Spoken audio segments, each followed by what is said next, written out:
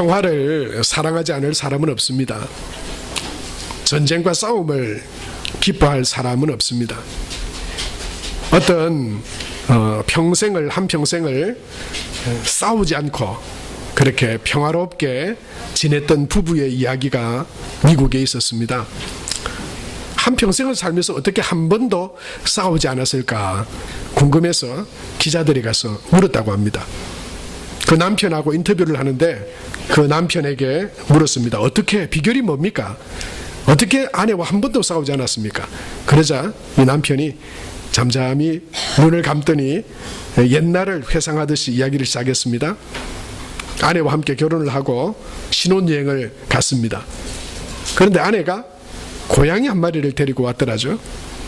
고양이 한 마리를 데리고 왔는데 이 아내가 이 고양이를 사랑해서 가족처럼 여겨서 데리고 왔겠거니 생각했습니다. 그런데 이제 호텔의 침실에 들어갔는데 고양이도 같이 따라와가지고는 이 침대 속으로 쏙 들어오더랍니다.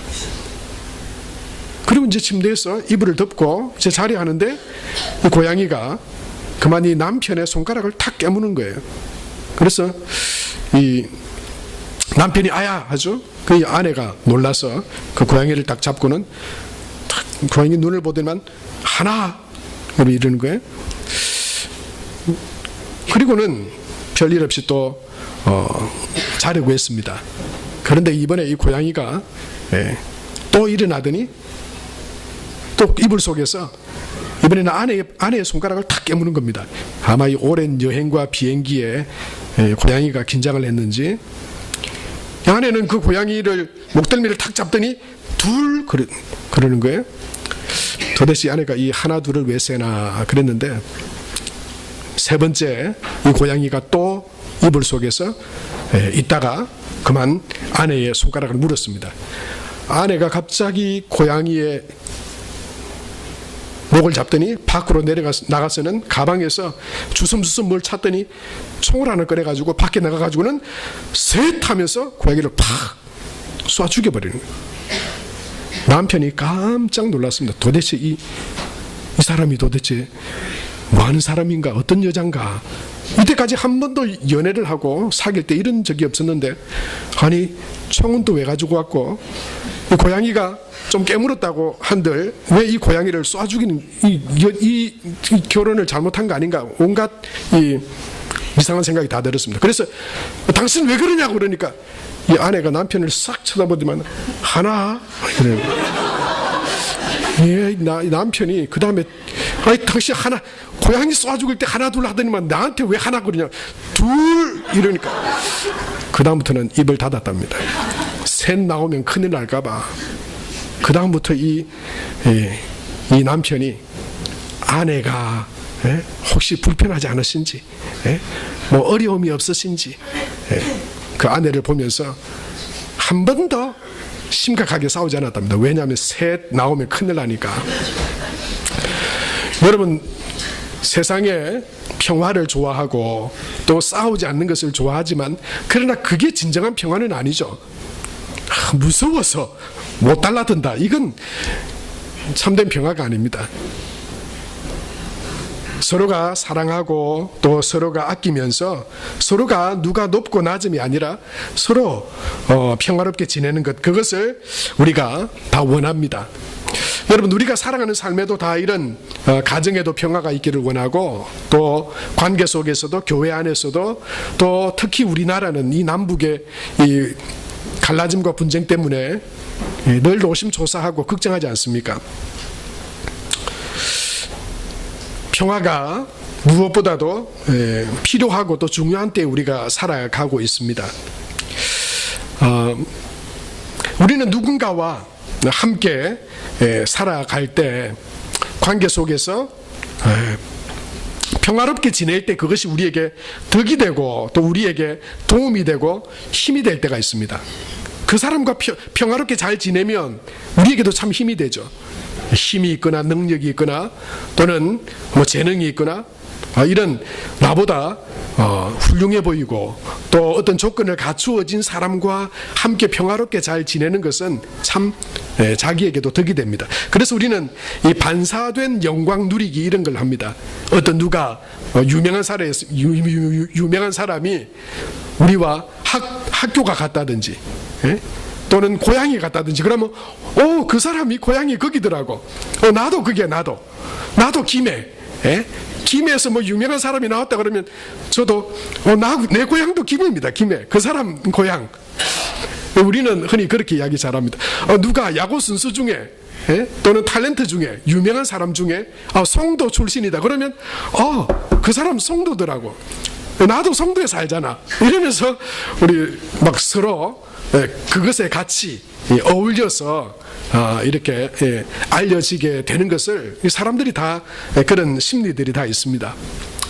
여러분, 어떤 학벌이 좋은 사람 또는 뭐 재능이 있는 사람, 유명한 사람이 나하고 같은 고향이거나 또는 동문이거나 또는 나하고 연관된 어떤 것이 있다고 할 때에도 우리에게 뭔가 좀 뿌듯하고 기분 좋은, 그래서 그걸 막 이렇게 과시하려고 하는데, 사실은요, 오늘 우리가 성탄절 예배를 드리는 예수님, 바로 하나님의 아들이신 그분이 이름이 임마누엘이죠. 임마누엘.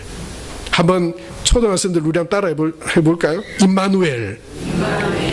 아들이 오늘 걱정하더라고요. 아빠, 혹시 설교 너무 긴 거 아니에요? 아침부터 저를 압박하는데, 야, 벌써 하품하고 막 위에서 저를 막 이렇게 심하게 지금 압박을 하고 있습니다. 정신 차려라. 임마누엘이에요. 예수님의 이름이 임마누엘. 임마누엘 뜻이 뭡니까? 하나님이 우리와 함께 계신다, 그런 뜻이죠. 바로 아기 예수님이 하나님의 아들이신 그분이 인간이 되어서 이 땅 가운데 오신 것은 다른 이유가 아니라 저와 여러분 우리와 함께 하시기 위해서요. 여러분, 그것이 얼마나 우리에게 큰 힘과 그것을 믿고 그것을 의지하는 사람에게 그것이 얼마나 놀라운 능력인지, 여러분 오늘 이 성탄 예배를 통해서 주님과 함께 날마다 살아가는 그런 은혜가 우리 가운데 있게 되길 바랍니다. 뭐 유명한 사람 정도가 아니에요. 뛰어난 사람 정도가 아닙니다. 그분은 하나님의 아들이십니다. 다윗이 바로 그 하나님을 의지했던 사람이잖아요. 여호와는 나의 목자시니 내가 부족함이 없습니다, 그렇게 고백했어요. 다윗은 그렇게 대단한 인물이 아니었습니다. 체구가 크거나 뭐 능력이 대단한 사람은 아니었어요. 최고는 아니었습니다. 그러나 최고이신 하나님과 함께 했습니다. 그래서 그 블레셋의 골리앗 앞에서도 쫄지 않았습니다. 여러분, 자기 힘과 자기의 능력이 아무리 출중해도 한순간 두려움에 사로잡힐 수 있습니다. 어떤 질병이나 어떤 문제나 염려 앞에서 내가 지금까지는 그 어떤 것도 두려워하지 않았지만 한순간에 우리가 두려움에 사로잡힐 수도 있어요. 세상을 의지하고 자기를 의지할 때는 언젠가 그것이 정말 두려움으로 우리를 확 휩쓸 때도 있어요. 그러나 여러분, 어떤 상황 가운데서도 우리가 담대하고 용기를 얻을 수 있는 것은, 두려워하지 않고 절망하지 않고 승리할 수 있게 되는 것은 하나님이 나와 함께 하신다 라고 하는 것을 믿을 때입니다. 여러분, 어떤 상황 가운데서도 그 믿음을 가지고 살아가는 저와 여러분이 될 수 있게 되기 바랍니다. 하나님이 함께 하십니다. 우리와 함께 하시기 위해서 예수님이 오셨습니다. 어린아이든 뭐 유치부 학생이든 아동부든 상관없습니다. 누구든지 그것을 믿는 사람이 하나님의 은혜와 능력 가운데 살아가는 삶입니다. 바로 예수님은 함께 하셔서 우리에게 평화를 주시기 위해서 이 땅 가운데 오신 분이십니다. 그래서 오늘 성경에 보니까 이 땅에는 부르심을 입은 모든 사람들 중에 평화로다, 그렇게 예수님 말씀하셨습니다. 예수님은 이 땅에 평화로 오셨습니다. 2018년에 성탄절의 메시지의 핵심은 평화입니다. 우리 안에 하나님과의 평화가 있고 우리 안에 가정과 성도들 간에 하나님의 평화가 예수님을 통해서 우리 가운데 충만하게 되어지길 바랍니다. 누가복음 1장 79절 말씀에 보면 예수님이 이 땅 가운데 오신 것에 대해서 성경은 이렇게 말씀했어요. 어둠과 죽음의 그늘에 앉은 자에게 비치고 우리 발을 평강의 길로 인도하시리로다. 우리를 평강의 길로 인도하시기 위해서 세상의 염려와 근심과 두려움 가운데 날마다 걱정하며 살아가는, 늘 염려와 근심이 끊이지 않는 이 세상 가운데 평화가, 진정한 평화가 없는 무력이나 다른 어떤 것에 의한 평화만이 있는 이 세상 가운데 진정한 평화를 주시기 위해서 예수님 오셨습니다. 그리고 오늘 우리가 읽었던 누가복음 2장 14절 그리고 누가복음 19장 38절에 보면 예수님은 이 누가복음의 평화의 왕으로 우리에게 오셨음을 말씀하고 있습니다. 누가복음 2장 14절 같이 한번 읽을까요? 지극히 높은 곳에서는 하나님께 영광이요 땅에서는 하나님이 기뻐하신 사람들 중에 평화로다 하니라. 예수님이 태어나실 때 천군과 천사들이 예수님은 평화의 왕으로 오십니다 라고 말했을 뿐만 아니고 누가복음 19장에 가보면 거기에도 똑같이 바로 예수님이 평화의 왕이시고 우리에게 진정한 평화를 주시기 위해서 오셨다고 하는 것을 말하고 있습니다. 우리 19장 38절도 같이 읽겠습니다. 시작. 이르되 찬송하리로다 주의 이름으로 오시는 왕이여 하늘에는 평화요 가장 높은 곳에서는 영광이라. 그렇습니다. 예수님은 우리에게 평화를 주시기 위해서 오셨습니다. 하나님과 우리와의 관계 속에서 하나님을 모른 채 죄 가운데 살아가던, 바로 하나님과 단절되어 어둠 가운데 살아가던 우리에게 하나님과 우리를 회복시키고 하나님과의 우리의 관계를 화목케 하시고 우리에게 평화를 주시기 위해서 예수님 오셨습니다. 그런데 여러분, 예수님이 평화를 주시기 위하여 오셨는데 어떻게, 무엇으로 평화를 이루셨습니까? 그것이 또한 우리가 살아가는 삶 가운데서 평화를 만들어가고 평화롭게 살아가는 비결일 것입니다. 예수님은 평화를 주러 오셨는데 그 평화를 어떻게 이루셨습니까? 그 첫 번째는 뭐냐면 예수님의 낮아지심과 겸손함으로 평화를 이루셨다라고 하는 것입니다. 그냥 평화가 이루어진 것이 아니었습니다. 하나님과 우리와의 관계도 우리 대신 예수님이 낮아지셨습니다. 겸손해지셨습니다. 그리고 한 인간이 되셨습니다. 오늘 12절 말씀해 보니까 그 겸손하신 예수님에 대해서 이렇게 말씀하고 있죠. 같이 읽어보겠습니다. 너희가 가서 강보에 쌓여 구유에 뉘어 있는 아기를 보리니 이것이 너희에게 표적이니라 하더니 말씀하셨어요. 여러분, 이것은 무슨 말씀이냐면 골로새서에 보면 여러분, 우리가 믿는 예수님은 어떤 분이냐 하면 그는 보이지 아니하는 하나님의 형상이요 모든 피조물보다 먼저 나신이고 만물이 그에게서 창조되고 하늘과 땅에서 보이는 것들과 보이지 않는 것들과 혹은 왕권들과 주권들과 통치자들과 권세자들 만물이 다 그로 말미암고, 그렇게 말씀했어요. 예수님은 바로 하나님이세요. 모든 만물의 주인이세요. 그런데 그분이 오늘 어디에 나셨다고 말했습니까? 말구유, 강보에 사여 구유에 뉘어 있는. 여러분, 여기는요 정말 천하고 낮고 비참하고 그런 장소예요. 그런 모습이에요. 바로 그런 모습으로, 낮아지신 겸손하신 모습으로 예수님이 이 땅에 오셨기 때문에 예수님을 통해 우리는 하나님과의 평화를 누릴 수 있습니다. 하나님이 그냥 하나님의 자리에 그냥 계셨다면 우리는 하나님과 평화를 누릴 수 없었을 것입니다. 그래서 빌립보서에 보면 너희 안에 이 마음을 품으라, 그렇게 말씀했어요. 예수님을 통해서 우리는 하나님과 평화로운 사람이 되었습니다. 그렇다면 우리는 그 하나님 예수 그리스도 안에 있는 평화와 평강을 우리의 삶 가운데서, 우리가 살아가는 믿음의 삶 가운데서 어떻게 유지하고 평화를 만들어가는 사람으로 살아갈 수 있습니까? 이 마음을 품는 것입니다. 겸손하신 예수님, 낮아지신 예수님, 그 하늘 보좌를 버리고 친히 인간이 되신 그 강보에 사여 구유에 나신 예수님처럼 나도 겸손하고 낮아진 자로 살아갈 때 우리는 평화로운 삶을 살아갈 수 있습니다. 예수님은 빌립보서 2장 7절에서 8절 말씀에 보면 그는 근본 하나님의 본뜻이나 하나님과 동등됨을 취할 것으로 여기지 않으시고 오히려 자기를 비워 종의 형체를 가지셨다고 그렇게 말씀했어요. 사람들과 같이 되셨고 사람의 모양으로 나타나서 자기를 낮추시고 죽기까지 복종하셨다고 그렇게 말씀하셨어요. 여러분, 예수님의 그 낮아지심, 그 겸손하심이 우리에게 평화가 되었습니다. 사랑하는 성도 여러분, 평화로운 삶을 살아가기를 원하십니까? 어떤 힘이나 어떤 상하 굴복하고 복종하는 강요된 평화가 아니라 진정한 평화를 누리며 우리가 살아가기 원한다면 우리도 이 예수님의 마음을 품어야 합니다.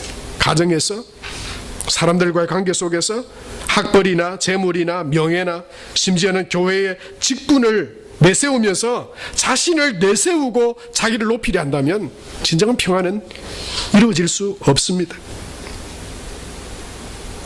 여러분, 저와 여러분이 예수님이 낮아지셔서 겸손하여 지심으로 하나님과 우리가 화목해 되고 평화롭게 되고 또한 이 땅 가운데서도 평화를 만들어 내는 사람으로 하나님의 자녀로 부르심 받았다고 하는 것을 여러분 기억하고, 저와 여러분 한 해를 뒤돌아볼 때 불화한 장소는 없었습니까? 평화가 아니라 마치 전쟁과 같은 그런 관계는 없었습니까? 여러분이 겸손의 주님, 낮아지신 주님이 우리에게 평화를 주시려고 이 땅 가운데 오신 이 성탄에 여러분 그 모든 이전의 불화와 또는 싸움과 갈등과 여러분 그런 것들이 예수님의 낮아지심과 그 겸손하심으로 우리의 삶 가운데 하나님이 주시는 평화가 가득하게 되길 바랍니다. 그것을 통해 주님은 평화를 이루셨어요. 두 번째 중요한 것은 뭐냐면, 평화는 그냥 하나님과의 관계 속에서 우리 가운데 주신 것이 아니라 하나님이 주신 평화는 사랑과 용서를 통해 평화를 이루셨다라고 하는 것입니다. 예수님은 바로 사랑하고 용서하심으로 이 땅 가운데 오셨습니다. 다른 말로 하면 우리가 누군가를 용서하고 또 누군가를 사랑한다라고 하는 것은 하나님 앞에서는 회개와 하나님을 향한 사랑입니다. 우린 그것을 통해, 예수님을 통해 하나님과의 관계가 회복되어질 수 있습니다. 진정한 평화를 누릴 수 있습니다. 회개함으로. 그리고 용서하시는 하나님의 그 용서하심을 받아 하나님과 평화를 누리게 됩니다. 그러나 뿐만 아니고 우리가 이 땅 가운데서 살아가는 인생 가운데서, 삶 가운데서 우리는 어떻게 평화를 받은 자로 평화를 이루며 살아갈 수 있습니까? 그것은 하나님 앞에서는 회개지만 사랑과의 관계 속에서는 사과입니다. 사과와 용서가 있어야 합니다. 여러분 혹시 누군가에게 잘못했다고 하는 그런 마음이 드시걸랑 지나가면 잊혀지겠지 그렇게 말하지 마세요. 사과하세요. 그것이 평화롭게 살아가는 비결입니다. 잘못했으면 용서를 구하세요. 내가 이거 잘못했다고, 미안하다고, 나를 용서하라고. 여러분, 예수님을 통해서 우리는 회개하고 하나님 앞에서 우리는 평화로운 삶을 살아갈 수 있습니다. 우리가 이 땅 가운데서 하나님과 평화롭게 된 자로서 살아가는 이 삶 가운데 진정 평화, 하나님이 주시는 평화를 누리기 위해서 우리도 사과하고 그리고 그 사과에 대해서 진정으로 용서하는 그런 삶을 살아야 합니다. 예수님은 평화와 화목을 위해 오셨습니다. 그 십자가 사랑으로 우리의 허물과 죄를 다 덮어주셨습니다. 예수님은 그 십자가를 통해서 우리를 용서하시고 우리를 받아들여 주셨습니다. 우리가 하나님 앞에 그래서 예수님을 통해 우리의 허물과 죄를 사하고 고백할 때 하나님은 우리의 허물을 다 용서해 주십니다. 그리고 하나님과의 관계를 평화롭게 만들어 주십니다. 여러분, 하나님과 평화롭게 된 자로서 우리가 이 땅 가운데 살아가면서 부모님과 자식 간에, 부부 간에, 또는 교우들 간에, 세상의 사람들 간에 평화롭게 우리는 하나님의 자녀로서 평화를 전하는 사람들로 살아가야 됩니다. 그렇다면 사과하고 용서하는 삶을 살아야 합니다. 비가 온 뒤에 땅이 굳는다, 이런 속담이 있죠. 그런데 이 속담은요, 어려움을 겪고 나야 사람들 간의 관계가 더욱 탄탄해진다, 이런 의미입니다. 그런데 이것도 그냥 되는 것 아닙니다. 비가 온 뒤에 무조건 땅이 단단해지는 것 아닙니다. 여러분, 그 말은 갈등이 제대로 해결된 경우에만 맞습니다. 비가 오고 어려움이 있었지만, 여러 가지 문제가 있었지만 그걸 잘 해결했을 때, 사과하고 용서하고 사랑하는 관계가 되었을 때 그 관계는 더 단단해지고 더 확고해집니다. 아무도 만약 잘못을 인정하지 않으면 둘 사이는 여러분 골이 패이기 시작합니다. 그럴 경우에 이 속담은 어울리지 않아요. 비가 온 뒤에는 골이 더 패이게 됩니다. 여러분, 우리 안에 용서하지 못하는 그런 마음들, 우리 안에 있는 분노와 화는요, 평화를 깨뜨리고 자기 인생도 불행하게 만들어버립니다. 인생 수업이라고 하는 책에 쾌블러-로스 여사가 한 이야기를, 그가 겪었던 한 이야기를 소개를 합니다. 어떤 병원에 근무하고 있는 간호사의 이야기인데요, 갑자기 급한 응급 환자들이 막 응급실로 막 들어왔습니다. 보니까 교통사고로 거의 뭐 중환자거나 거의 목숨을 잃기 직전이고 또 잃었던 사람들이에요. 병원이 갑자기 한순간에 비상이 되었습니다. 그런데 더 큰 문제는 그 목숨을 잃어가고 있는 그 환자 중에 한 명이 그 간호사의 남편이었습니다. 어떻게 해서 이렇게 심각한 사고를 당했는지 그것을 나중에 뒤에 알아보니까, 그것은 뭐 건물이 붕괴되어서 그런 것도 아니고, 뭐 지진이 나서 그런 것도 아니고, 버스가 충돌해서도 아니고, 뭐 10대 폭력단이 손총에 맞아서 그런 것도 아니었습니다. 화재가 일어나서 그런 것도 아니었습니다. 놀랍게도 그런 어마어마한 사고가 나서 여러 사람이 죽거나 심각한 그런 사고가 된 근원에는 화를 참지 못한 그 이유 때문이었다라고 하는 것이었습니다. 상황은 이랬답니다. 차 한 대가 시골 길에서 앞차를 추월하려고 하고 있었습니다. 그런데 이 운전자들은 서로 양보를 하려고 하지 않았습니다. 추월해서 나가려고 그러니까 이 앞에 있던 차가 더 속력을 내면서 더 앞으로 막 나가는 거예요.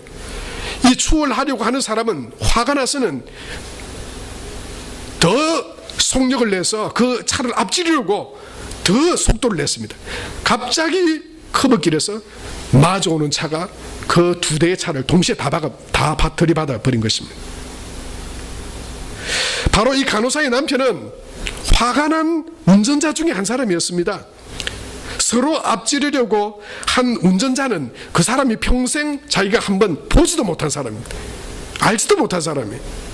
근데 그 사람에게서 막 나를 가로막는다고, 한 번도 만난 적도 없고 서로에게 화낼 이유도 없는 사람인데 단지 내 차를 앞지르려고 했다고 하는, 그리고 그것을 용납하지 못하고 안 된다, 내 앞에 못 간다, 이런 마음으로 마치 경주를 하듯이 차를 그렇게 몰다가 알지도 못하고 화낼 이유도 없는 그 사람들 가운데 같이 사고가 나서 목숨을 잃어버리게 되는 그런 심각한 문제 가운데 그들이 이르게 됐다라고 하는 것이었습니다. 여러분, 우리가 누군가에 대해서 용서하지 못하는 이유가 뭡니까? 우리 안에 풀리지 않는 분노와 화가 있기 때문에, 사랑이 없기 때문에, 실수할 수 있고 또 내가 용서해야 된다고 하는 그런 마음을 우리가 가진다면, 여러분, 그런 어처구니 없는, 알지도 못하고 보지도 못하는 사람과 함께 거기서 화를 주체하지 못해서 서로 앞서거니 뒤서거니 하다가 그런 어마어마한 곤경과 어려움을 당하지 않을 수 있었을 텐데 말입니다. 사랑하는 성도 여러분, 우리가 평화롭게 살아가기를 원한다면 우리가 잘못한 일에 대하여 잘못했다고, 미안하다고 사과할 수 있어야 합니다. 목사든 누구든 누군가가 그로 인해서 마음이 아프고 괴롭고 힘들다면, 그리고 그것을 말한다면 우리 사과할 수 있어야 돼요. 뿐만 아니고 여러분, 우리는 용서할 수 있는 마음을 품어야 합니다. 예수님 마음처럼. 예수님은 여러분 십자가를 져야 될 이유와 그런 아무런 책임이 없었습니다. 그런데 예수님은 우리를 용서해 주시기 위해서 십자가를 지셨습니다. 탈무드에 보면 이런 말이 있다고 그러죠. 성자는 어린아이에게도 사과할 수 있지만 패자는 노인에게도 고개를 숙이지 못한다, 이런 말이 있다고 그래요. 여러분, 사과하지 않는 사람, 미안하다, 잘못했다가 여러분 그런 일이 없는 사람이 아닙니다. 우린 다 누군가에게 잘못합니다. 말로 상처를 주기도 하고 또는 마음으로 상대방의 마음을 아프게도 합니다. 그런데 여러분, 도무지 미안하다, 잘못했다 말하지 않는 사람이 있습니다. 여러분, 그런 사람은요, 그 삶이 대단한 게 아니라 교만한 사람이든지 자기가 얼마나 실수투성이인지를 깨닫지 못하는 사람이기 때문에 그 사람 주위에는 평화가 없습니다. 여러분, 우리가 예수님이 주신 평화를 우리가 누리며 이 땅 가운데 살아가는 삶 가운데서 평화가 아닌 이런 갈등과 고통 가운데 살아간다면 그것은 진정 예수님을 믿는 그런 믿음의 사람으로서의 삶이라 할 수 없을 것입니다. 예수님은 우리에게 몇 번이나 용서해야 하냐고 질문한 제자에게 예수님은 70번씩 7번이라도 용서하라고 말씀하셨습니다. 사랑하는 성도 여러분, 한 해를 뒤돌아보면서 혹시 여러분의 마음을 아프게 한 분이 있습니까? 여러분의 기분을 엉망으로 만들어본 그런 사건들 혹시 있으셨습니까? 혹시 그런 분이 지금 이 자리에 혹시 계십니까? 여러분, 용서하시기를 축복합니다. 용서하시고 사과하시고 사랑하시고 고맙다 말하시고 예수님이 이 땅 가운데 오셔서 낮아지시고 겸손하시고 우리를 용서하시고 사랑하셔서 그 십자가를 지신 것처럼 주님은 평화를 주시기 위해서 우리에게 오셨습니다. 그 평화를 누리는 저와 여러분 우리 모두가 되시기를 축복합니다. 이 성탄의 계절에 그래서 그 누구도 미워하지 않고 그 누구도 걸끄럽지 않고 사랑하고 평화를 누리는 그런 평화의 사람으로 평화를 전하는 그런 하나님의 공동체로 살아가는 저와 여러분 다 될 수 있게 되길 바랍니다. 이 시간 우리 조용히 좀 묵상하며, 성탄절은 1년에 한 번이지 않습니까? 우리가 이 성탄에 오늘 주신 우리 하나님의 메시지를 내게 주시는 그 말씀들을 여러분 우리가 생각해 보면서, 그렇습니다. 목사인 저도 불화를 경험할 때가 많이 있습니다. 가정에서도 그렇고 관계 속에서도 그렇습니다. 그러나 평화롭게 살고 싶습니다. 그 평화를 누리고 싶습니다. 여러분, 평화의 왕으로 오신 예수님 안에서 여러분 우리의 마음이 평화를 누리고 그 하나님의 평화로 가득하도록 이 시간 겸손해지고 낮아지고 용서하고 사랑하는 그 예수님의 마음으로 이 시간 우리 가운데 임하여 주옵소서. 이 시간 하나님 앞에 우리 조용히 묵상하든지 또는 마음으로 우리가 용서하고 사랑하고 또 예수님의 그 십자가 사랑 가운데 평화를 누리는 삶이 되도록, 가정이 되도록, 교회가 되도록 이 시간 1, 2분 정도 우리가 한번 같이 묵상하고 기도하며 나아가겠습니다.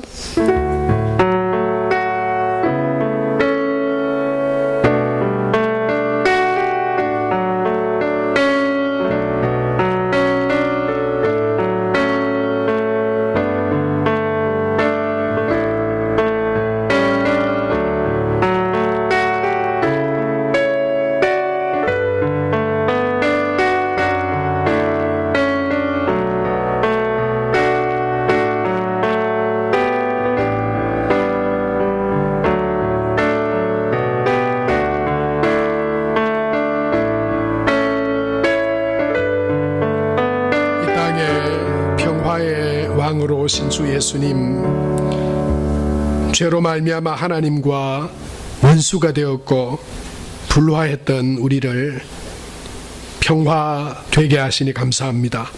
예수님 안에 하나님과 평화를 누리는 복된 하나님의 백성들로 살아가는 귀한 은혜가 우리 삶 가운데 날마다 있게 하여 주옵소서.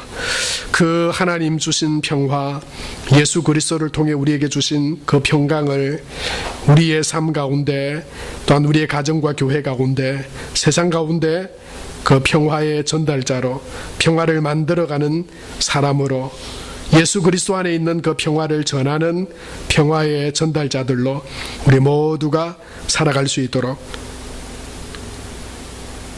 주 예수님 안에 있는 그 평화로 우리에게 가득 채워주시고 성령 안에 믿음으로 승리하며 나가는 복된 믿음의 삶이 되게 하여 주옵소서. 감사드리며 주 예수님의 이름으로 기도하옵나이다. 아멘. 우리 이제 다 같이 일어나서